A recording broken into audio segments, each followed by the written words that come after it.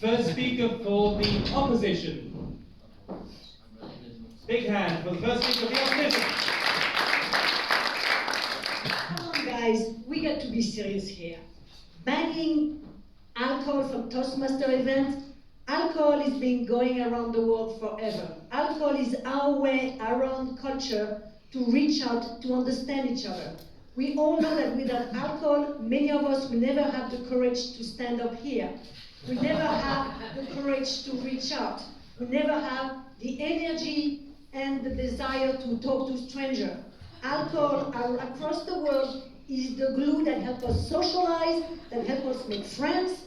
The best way to make friends is to get drunk together. The best way to understand and be tolerant and appreciative toward each other is to be drunk together. The next day we understand why we cannot stand and go to the yoga. At the end of the day, Toastmaster is about getting along with each other, not about getting up for making some damn sport. Who cares about damn sport?